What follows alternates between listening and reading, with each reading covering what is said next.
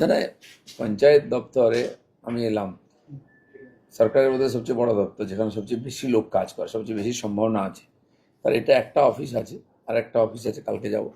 কাজ একটা, এখানকার যারা অফিসাররা ছিলেন, যেহেতু আমি অনেক দেরিতে এসেছি, তো তাদের সঙ্গে প্রাইমারি কথাবার্তা হলো, ইন্ট্রোডিউস হলো, বাজেট থেকে আরম্ভ করে কীভাবে প্ল্যানিং তৈরি হয়, কোথায় কী সমস্যা আছে। তো সেই ব্যাপারে একটা প্রাথমিক আলোচনা হয়েছে। কাল বাকিটা ওই অফিসে গিয়ে আলোচনা করব। তো এইটুকুই হলো, ইন্ট্রোডিউস হলো আর কি আমাদের যারা অফিসার আছেন তাদের সঙ্গে। পঞ্চায়েত দপ্তর এমন একটা দপ্তর যে কোনো রাজ্য সরকারের একটা গুরুত্বপূর্ণ জায়গা, সেই জায়গায় আপনি এই দপ্তরটাকে কিভাবে সাজাতে চান? হ্যাঁ দেখুন, এখানে একটা সমস্যা, অনেকদিন রিক্রুটমেন্ট হয়নি, এমপ্লয়ি নেই। এমন পঞ্চায়েতে যেখানে কোনো অফিসার নেই কাজ করবে, প্ল্যানিং করার লোক নেই, রিজিস্ট্রেশনের লোক নাই, তারপরে তো ফান্ডের প্রবলেম আছে। তো এটা অলরেডি কথা হয়েছে, আমাদের সিএম বলেছেন, মাননীয় কৃষিমন্ত্রী এসেছিলেন, তার কাছেও কথা হয়েছে। ফান্ড ধীরে ধীরে তারা, যেমন আবাস যোজনার ফান্ড আসবে, জিরামজির ফান্ড আসবে, কথা হয়ে গেছে, আসতে থাকবে। তো সেই অনুযায়ী তার সঙ্গে রিক্রুটমেন্টও করতে হবে, ম্যান পাওয়ার নাহলে খরচা করবে কি। এটা আজকে সেক্রেটারি সাহেবের সঙ্গে কথা হলো। তো সেই অনুযায়ী আগামী ক্যাবিনেট মিটিংয়ে যখন বিষয় উঠবে, আমি বিষয়টা রাখবো যে তাড়াতাড়ি ম্যান পাওয়ার চাই, লোক চাই, টাকা চাই, নাহলে কাজই হবে না। পঞ্চায়েত না চলে গ্রামের বিকাশ হবেই না।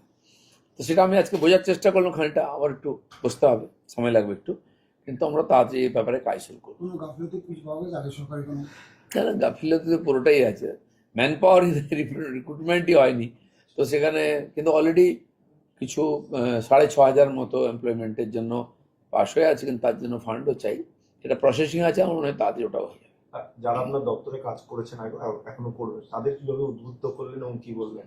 হ্যাঁ, প্রথমত ওনাদের কথা আমি শুনলাম যে কীভাবে কাজ চলছে, সমস্যা কোথায় আছে, কী কী হওয়া উচিত। তো সেইগুলো নিয়ে আমি ক্যাবিনেট মিটিংয়ে আমাদের সিএমের সঙ্গে কথা বলবো, কেন্দ্রের সঙ্গেও কথা বলবো। আর তারপরে ধীরে ধীরে আমি নিজেও ফিল্ডে যাব, জেলায় যাব, অফিসারদের সঙ্গে কথা বলবো, ওখানে ফলো আপ, মনিটরিং কী হচ্ছে না হচ্ছে এটাও দেখতে হবে। দপ্তরে বসে দেখবেন না, ফিল্ডে গিয়ে? দপ্তরে বসার আমার তো অভ্যাস নেই, দপ্তর চালানো। আমি তো প্র্যাকটিক্যাল দেখেছি আগে, এখন থিওরিটিক্যাল দেখছি এখানে এসে। পঞ্চায়েতে কী হয় সে আপনারাও জানেন, দেখান, অনেক রকম ড্রামা হয়, সেসব কেন হয়, সেটা বন্ধ কী করে করা যায়, তার রাস্তা বার করতে হবে।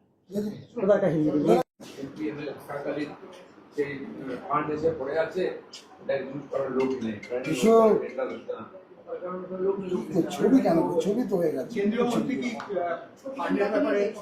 ছবি লাগবে না, ছবিটা বসে তো বল।